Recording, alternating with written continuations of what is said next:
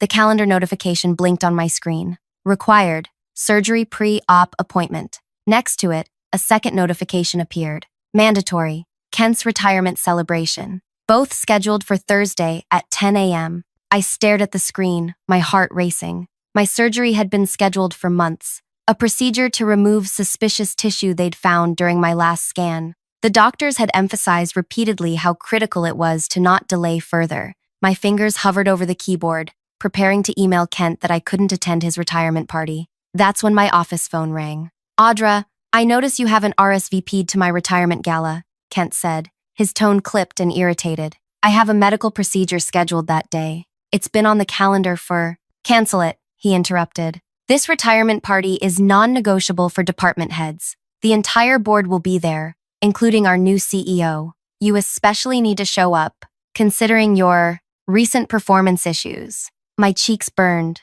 The performance issues he referred to were directly tied to the days I'd missed for medical appointments, days he'd approved, then later criticized me for taking. "Kent, this is a potentially life-saving procedure. The doctors are concerned about— Everyone has health concerns, Audra. I've worked here for 37 years without missing a single important event. 37 years. Do you know how many family gatherings I've skipped for this company? My retirement party happens once. Your, whatever it is, can be rescheduled." I clutched the phone tighter, fighting to keep my voice steady. "I've been waiting 3 months for this surgery slot. Cancel your surgery. My retirement party is more important." Kent insisted, raising his voice. "This isn't a request. If you value your position here, you'll make the right choice." When I didn't immediately respond, he continued, his voice softening into something more menacing. "Think about your future here, Audra. Think about who'll be evaluating your promotion package next quarter. You've been with us, 5 years? That's nothing. I have friends in every corner of this industry. I'll see what I can do," I finally whispered. "That's better. Remember, Thursday, 10 a.m. Wear something appropriate, not like that outfit from the holiday party." The line went dead. I sat motionless, pressure building behind my eyes. My surgeon had warned me that postponing again could mean waiting another 6 months. 6 months of wondering if what was growing inside me was getting worse. 6 months of waking up each night, hand pressed against my side, imagining I could feel it spreading. Kent had always been ruthless, but this crossed every boundary. He'd seen me wince in meetings, noticed when I couldn't stand for presentations. He knew. He just didn't care.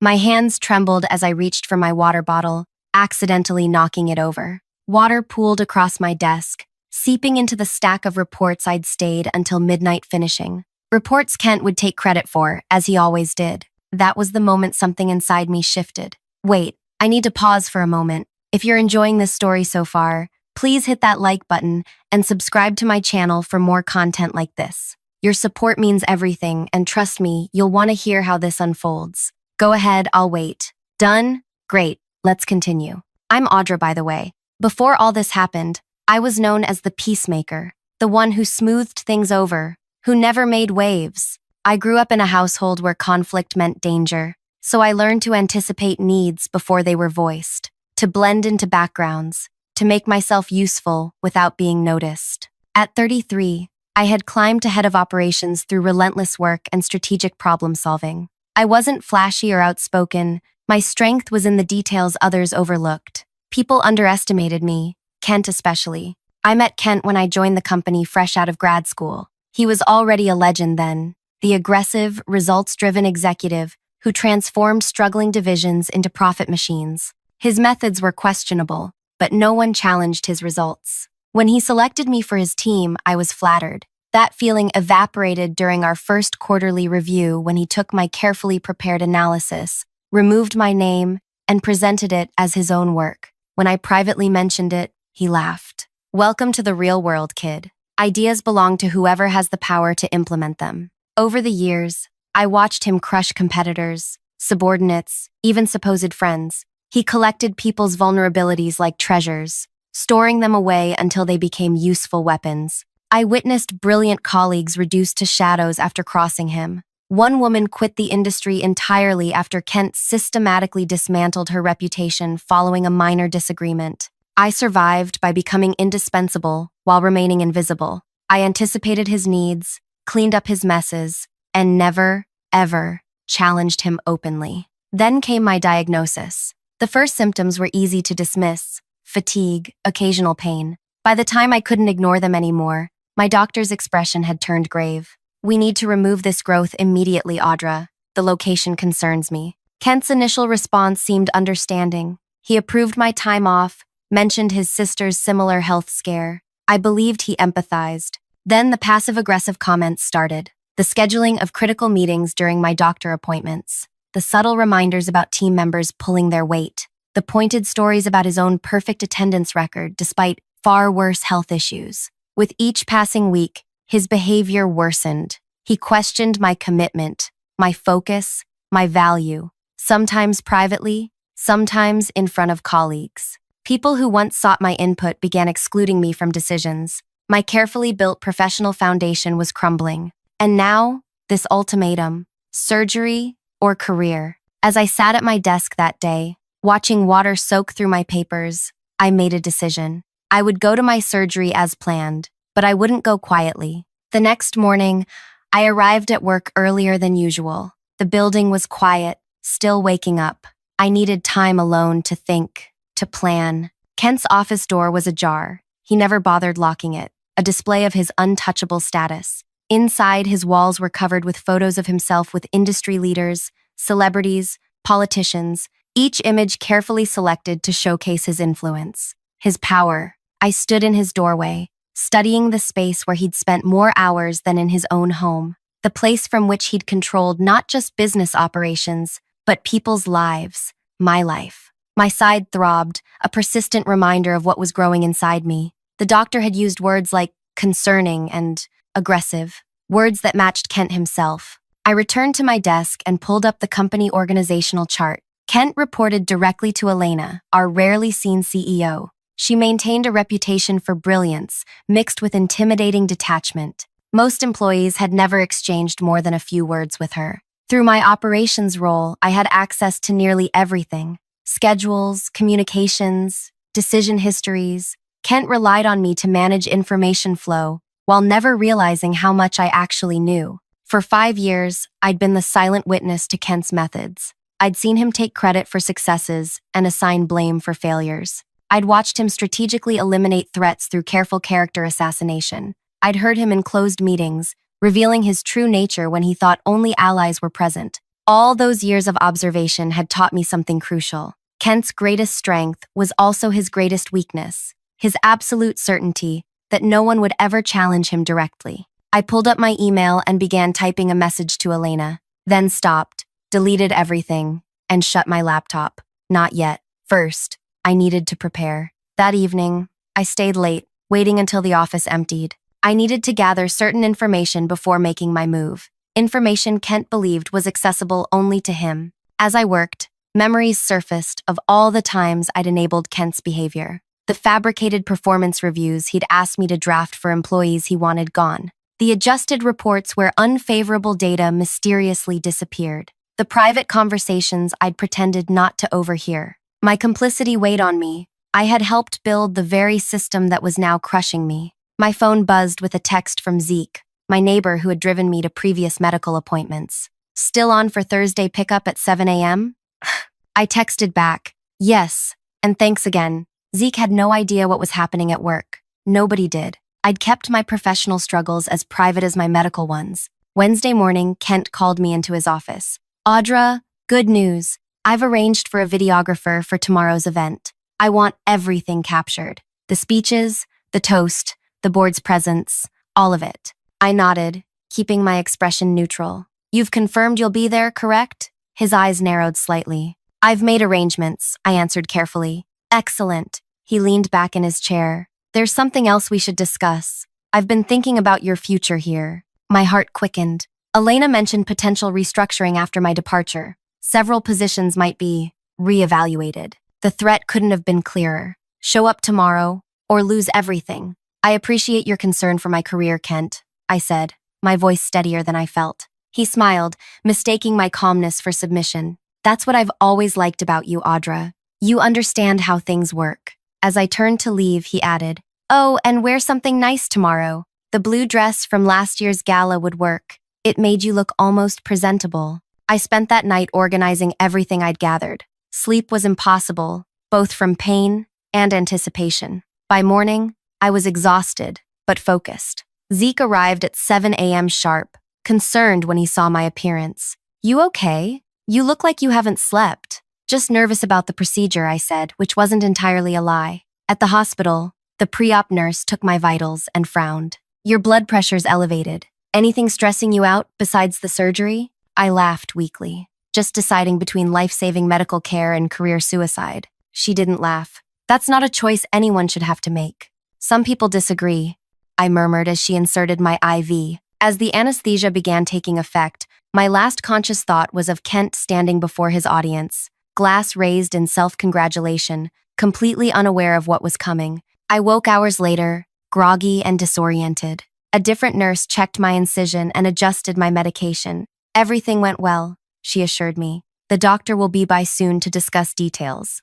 I reached for my phone, checking the time. 2:17 p.m. Kent's party would be in full swing. I had one crucial task to complete. With shaking hands, I opened my email and found the draft I'd prepared. I attached several files, added Elena's address, and hit send before I could second-guess myself. Then I turned off my phone, closed my eyes, and finally allowed myself to rest. The days that followed passed in a haze of pain medication and fitful sleep. I declined all work calls, using my medical leave as the perfect shield. Information about what happened after my email reached me in fragments: text messages from concerned colleagues, vague voicemails, news articles that danced around specifics. 1 week after surgery, still recovering at home, I heard a knock at my door. Through the peephole, I saw Elena herself, standing in my hallway. My heart hammered as I opened the door. Elena was exactly as she appeared in company photos, immaculately dressed, expression unreadable, posture perfect. But photos hadn't captured the intensity of her gaze. "May I come in?" she asked, her voice neither friendly nor hostile. I stepped aside, suddenly conscious of my sweatpants and unwashed hair. She declined my offer of tea, settling instead on my sofa with practiced grace. "I thought we should speak directly, given the circumstances." I lowered myself carefully into a chair, mindful of my still healing incision. "First," she said, "how are you recovering?" The question surprised me. "Better, each day. The doctor says everything looks good so far." She nodded. "Good, that's good." She paused, studying me. "You've created quite a situation, Audra." "I know. Do you?" Her eyebrow arched. "The board is in an uproar. Legal is working overtime. And Kent." She trailed off. "Where is Kent?" I asked. "Currently? Meeting with his personal attorney, I imagine. He's been removed from company premises pending investigation." The words hit me with physical force. Kent, untouchable, invincible Kent, had been removed. "Your email was quite thorough," Elena continued, "though I'm curious why you sent it precisely during his retirement celebration. Would you have opened it otherwise?" I asked. For the first time, something like respect flickered across her face. "Perhaps not immediately. And timing matters in situations like these." "Indeed it does." She leaned forward slightly. "What I'm struggling to understand is why now? After 5 years of witnessing what you documented, why choose this moment to act?" I met her gaze directly. "Because he finally forced me to choose between my life and his ego, and I chose my life." Elena's expression softened almost imperceptibly. "That's perhaps the most honest answer I've heard in years." She stood to leave, then paused. "The board meets next Wednesday to discuss next steps. Your presence would be helpful." "I'll be there," I promised. After she left, I sat motionless, processing what had just happened. The wheels I'd set in motion were turning faster than I'd anticipated. Kent was already removed, the board was involved, and Elena had come to me personally. But this wasn't over. Kent had allies, people who'd benefited from his methods for years. They wouldn't let him fall without a fight. And if he somehow retained his influence, his retribution would be swift and merciless. I touched my side gently, feeling the bandage beneath my shirt. The doctor had removed what was threatening my life, but I had started something that could still destroy everything I'd worked for. My phone buzzed with a text from an unknown number. "You have no idea what you've done. Kent has friends you've never even met. Sleep well." I stared at the message, a chill spreading through me. The real battle was just beginning. The anonymous text was just the beginning. Over the next few days, the pressure mounted like a physical weight. My work email filled with messages from Kent's longtime colleagues, some expressing shock, others thinly veiled threats disguised as concerns about my judgment. 3 executives canceled previously scheduled meetings with me. My team members grew quiet when I joined video calls, their eyes darting nervously off-screen. I understood their fear. For decades, Kent had represented what success looked like in our industry. Challenge him, and you challenged the entire system that had elevated countless careers built on the same ruthless principles he embodied. On Friday afternoon, my phone rang. The number was blocked. Audra, Kent's voice, calm and measured in a way that made my skin crawl. I thought we should chat before things get unnecessarily complicated. My mouth went dry. I'm on medical leave. Any work discussions should happen when I return. This isn't a work discussion. His tone shifted slightly. This is me offering you a lifeline. I said nothing, waiting. You're upset. I understand. The stress of your health situation, combined with the pressure of your role, it's affected your judgment. Anyone would sympathize. Is there a point to this call, Kent? Here's what's going to happen. You'll send a follow-up email explaining that your medication caused confusion, that in your compromised state, you misinterpreted normal business practices. I'll accept your apology privately, and we'll move forward. The audacity was breathtaking. And if I don't? His laugh was soft. Audra, be realistic. You're a mid-level executive with performance issues who sent unsubstantiated accusations while under the influence of powerful medications. I'm a 37-year veteran with connections throughout the industry. My evidence isn't unsubstantiated. Evidence? The word carried a dismissive edge. You mean the selective snippets you've misrepresented? Context matters, Audra, and I control the context. He paused, allowing his threat to settle. You have until Monday to retract. After that, my legal team takes over. They're quite thorough. He hung up without waiting for my response. I sat motionless, the phone still pressed to my ear. Despite the calm in his voice, I detected something new, a faint undercurrent of uncertainty. Kent wasn't just calling to threaten me. He was testing me, trying to gauge how much I actually knew. The answer would have terrified him.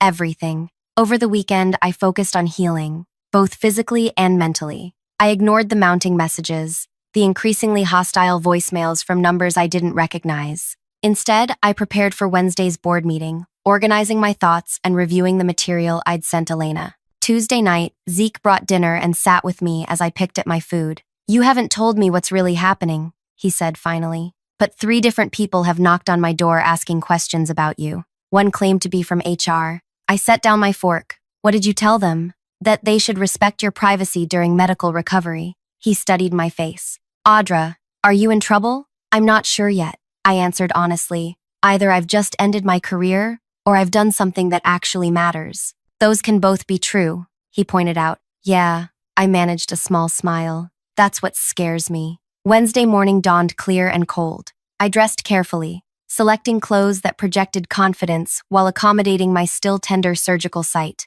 Professional armor. The company headquarters looked unchanged as I entered the lobby, yet everything felt different. The security guard, who normally waved me through with barely a glance, studied my ID carefully before calling upstairs for confirmation. The elevator ride was silent, other passengers avoiding eye contact. Outside the boardroom, Elena's assistant waited. They're ready for you, she said, her expression giving nothing away. I took a deep breath and walked in. The boardroom fell silent as I entered. 14 people seated around a massive table, with Elena at its head. Kent sat 3 chairs away from her, flanked by his 2 closest allies on the board. His expression was placid, controlled. A predator, waiting patiently. Audra, Elena greeted me. Thank you for coming. Please, sit. I took the single open chair directly across from Kent. No accident in that seating arrangement. As everyone has been briefed, Elena continued, we're here to address the allegations contained in Audra's communication from last week.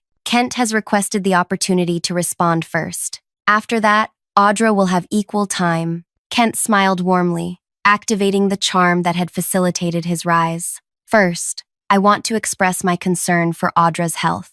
We're all relieved. Your procedure went well. Several board members nodded sympathetically. Perfect opening move. Establish himself as compassionate, while subtly reminding everyone I was operating under medical stress. What we have here is unfortunate but straightforward. he continued. A dedicated employee, under tremendous pressure, has misconstrued standard business interactions. In her compromised state, my state isn't compromised, I interrupted quietly. Kent's smile didn't waver. As I was saying, these allegations reflect a fundamental misunderstanding of executive decision-making. The documentation Audra provided lacks critical context. He spent the next 20 minutes systematically addressing each point from my email, offering alternative explanations, questioning the authenticity of certain exchanges, suggesting dates had been altered. He was masterful, weaving a counter-narrative that transformed my evidence into a collection of misunderstandings and technical misinterpretations. When he finished, the room felt different. Board members who had seemed receptive to my presence now watched me with skepticism. Audra, Elena said, your response? I didn't immediately speak. Instead, I placed my phone on the table, opened my bag, and removed a small portable speaker. I connected the two devices as the room watched in confused silence. Before I respond to Kent's version of events, I'd like you to listen to something, I said. I pressed play. Kent's voice filled the room. Audra, be realistic. You're a mid-level executive with performance issues who sent unsubstantiated accusations while under the influence of powerful medications. I'm a 37-year veteran with connections throughout the industry. My own voice clear and steady. My evidence isn't unsubstantiated. Kent again. Evidence? You mean the selective snippets you've misrepresented? Context matters, Audra, and I control the context. I stopped the recording and looked directly at Kent. His face had lost all color. That call came after I sent my email to Elena. A call in which you attempted to pressure an employee on medical leave to retract truthful statements. I turned to address the entire board. This is Kent's authentic management style when cameras aren't rolling. I played 5 more recordings. Kent demanding I falsify performance reviews. Kent instructing me to delete safety incident reports before regulatory review. Kent discussing how to circumvent the board's explicit directives on 3 separate projects. Kent revealing his strategy for forcing early retirement of employees he considered expendable. With each recording, Kent's carefully constructed persona disintegrated. By the final playback, he had abandoned his practiced calm. "Those are illegally obtained recordings," he shouted. "She can't use those." "Actually," Elena interjected coolly, "our state has one-party consent laws for recordings. If Audra was part of these conversations, the recordings are perfectly legal." "They're taken out of context," Kent insisted, his face flushed. I smiled for the first time. "Context matters, Kent. Isn't that what you said?" Then I revealed what my email to Elena had really contained. Not just selected incidents, but a comprehensive 5-year record of Kent's systematic abuses. Every falsified report, every misrepresented financial projection, every instance of harassment disguised as mentorship, every ethical breach he'd justified as business necessity. The documents I sent Elena weren't random examples, I explained. They were organized evidence showing pattern and intent. I didn't just document what Kent did. I documented why he did it, who benefited, and most importantly, who was harmed. I turned to face the board directly. For 5 years, I enabled this behavior through my silence. That makes me complicit. I'm not asking for immunity or special treatment. I'm asking you to acknowledge that our company culture has rewarded Kent's methods while punishing those who challenge them. The silence that followed was profound. Finally, Elena spoke. "Kent, I think it would be best if you stepped outside while the board discusses next steps." "This is absurd," he sputtered. "You can't possibly." "Security is waiting in the hall," Elena interrupted, her voice steel. "They'll escort you to your office, where you may collect personal belongings under supervision." Kent looked around the table, seeking allies. Finding none, he stood, straightened his jacket with forced dignity, and walked out without another word. The board's deliberation lasted hours. I answered countless questions, provided additional documentation, and withstood intense scrutiny of my own role in events. By late afternoon, the decision was unanimous. Kent was terminated immediately. His retirement benefits remained intact, a concession to legal reality rather than moral judgment, but his legacy was irreparably altered. 3 board members with close ties to Kent resigned that same day. As for me, I received a formal reprimand for failing to report ethics violations sooner. Fair, if incomplete acknowledgement of the impossible position I'd occupied. I was placed on extended paid leave, while an independent firm conducted a broader investigation of our department. 6 weeks later, I returned to a transformed workplace. Elena had implemented sweeping cultural changes, including anonymous reporting systems, restructured performance metrics, and mandatory ethics training for leadership. My role had expanded to include oversight of these new accountability measures. The company didn't suddenly become perfect. Some of Kent's protégés remained, watching from the shadows, adapting their methods to the new reality. But something fundamental had shifted. People spoke up in meetings, junior staff asked challenging questions, the fear that had permeated every interaction gradually lifted. On my first day back, I found a handwritten note on my desk. No signature, but I recognized Elena's precise handwriting. Sometimes the most important surgeries remove what's been poisoning us for years. I kept that note as a reminder that systems don't change until someone risks everything to challenge them. That someone had been me, but it didn't have to stop there. Every person who witnessed what happened learned the same lesson I had. Silence enables abuse, but courage is contagious. If my story resonated with you, please take a moment to like this video and subscribe to the channel. I share these real-life experiences hoping they'll inspire you to recognize when your own moment of truth arrives. Because trust me, in every workplace, in every relationship, that moment will come. The only question is whether you'll be ready when it does. Leave a comment below about a time you had to stand up against someone who seemed untouchable. Your story might be exactly what someone else needs to hear right now.